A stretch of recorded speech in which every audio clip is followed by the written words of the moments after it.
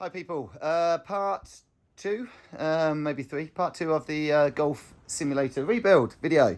What has moved on since last time? Well, last time I put some insulation in the walls, lots more to do, but I'm waiting for some electrical work and routing of cables to be done. I also had underlay down, which is this purple underlay down here.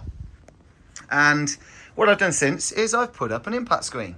I'll talk you through my thoughts on that and why I've done what I've done. This isn't to say you should do the same. This is just about giving you ideas that might inspire you to think, you know what, I can do this. And everything about my design is about me doing it on my own without any assistance. Me doing it knowing that I am useless at DIY. And these aren't, I don't make the best decisions. I just make decisions that I can work with and that suit my skill set. So hopefully people can think, you know what, I don't need to spend a fortune on building a simulator. I can get something that looks good and is functional, and you don't have to compromise on any of the kind of golf simulator areas. Will it be the greatest finish in the world? Well, possibly not. You know, I'm buying cheap carpet. I'm using a staple gun for fixings. I'm doing things. But anyhow, without further ado, let me show you what I'm doing. So in terms of mounting my screen, I took the decision to use these, again, I might be using the wrong terminology, but these joists going across, I took the decision to use those. They're about 50 centimetres ahead of the back wall. And it means there's plenty of room behind. Do you need 50 centimetres? No, you can get away with about 30 or less if you're willing to hang other material and if you need the space. In my case, I've got enough space, so using that makes it easy. I'm using tarp clips. Now, the problem I've got is all these other joists are level with each other. They're level with each other. They're level with each other. Yet the one I'm fixing on was completely offset. How annoying is that? And I couldn't move it. So maybe I could get someone in and move it, but I wasn't able to. So what I've done is, and I'll explain why, I'm hanging some of the tarp clips on the back of this joist. I'll show you how. Simply a couple of cheap little eye plates, and then using a shackle and attaching it to the top of the tarp clips. The tarp clips are gripping over the folded over top of the Type 3S raw screen material. I'm actually fixing the screen the wrong way around. When I send it out to people and people buy them, I do say there is a side designed to be hid into, and it's the side I fold to the inside. I'm heading into the wrong side. Two reasons. One, I always promise people that I would let them know how long they can expect from a lifespan when they do decide to flip their screen, if they decide to flip it due to marks, due to wear and tear. And secondly, I've always felt that the image is possibly that tiny bit sharper on the wrong side of the screen. So I'll be experimenting with how long that lasts. Annoyingly, I found that the rear side of my screen had a mark. It's not me throwing a club at it, though it's very similar to it. So again, that's just something I'll live with. As soon as I get an image on the screen, that'll disappear. But it's just to let you know, I will be heading into the wrong side and reporting back. Now, as I say, I'm using a shackle and tarp clips on the rear of this one. In order to kind of level it up, and I'll explain why, I've just got this bit of 2x4 hanging with an eye plate and a shackle and attaching in front of the other joist. The actual fixings are on the face, so the bit facing me, of the 6x2 that's further back. I'm just using a screw, funny enough, and just hanging them on there. The weight of the screen down will keep it in place. The reason I've done that is I want to use the bottom of that 4x2 and the bottom of that joist to attach my ceiling protection and have enough so it just folds down and pushes up to the screen, coming down a few inches, hiding those fixings. And what that should also do is meaning that any shot that kind of rolls up the screen or hits on the join will hit that excess bit of material and drop down. And my ceiling protection is going to be a bit of carpet, black carpet, folding down like that, pleated some way. I will see what I do.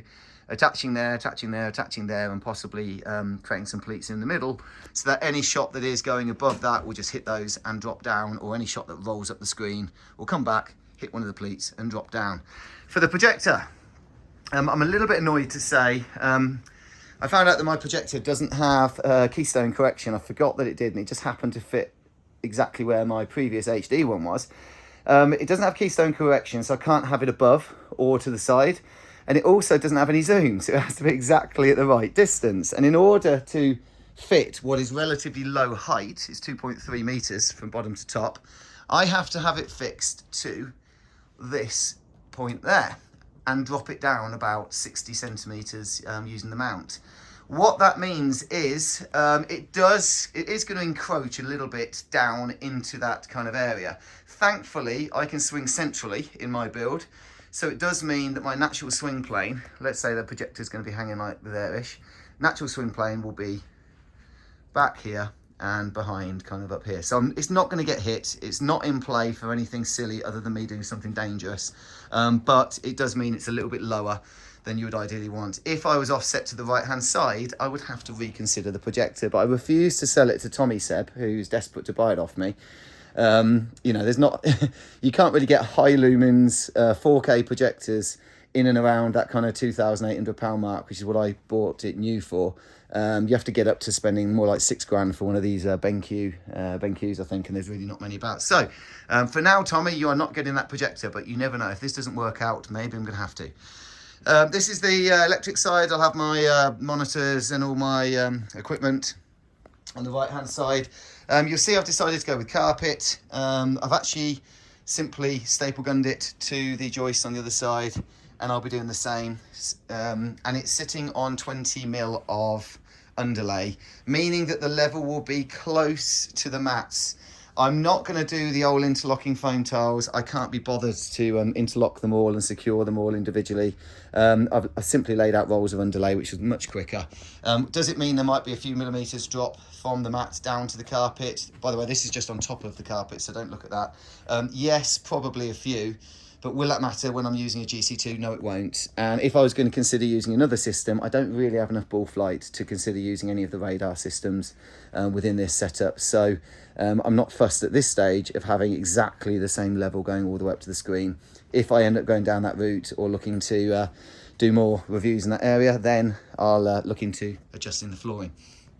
So that's about it really. So I've got a fair bit to do. Unfortunately, the electrics aren't going to be in for a little while, so unless I want to run a massive extension lead, I don't think I'll be putting out any of the simulator videos, though it's possible I can hit into the screen now, and if I decide to just shift myself a bit further forward, it'll work fine. I'm going to cut the hole out in the flooring to sink my two mats in, my stance mat and my T40 hitting mat.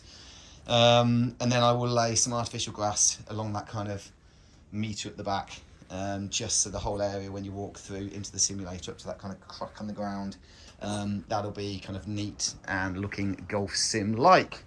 But you know, I'm happy enough with how we're going so far. Lots of work to do. Thank you for watching. Stay tuned for the further parts. Please let me know if you find these helpful, if you like them, if you don't like them.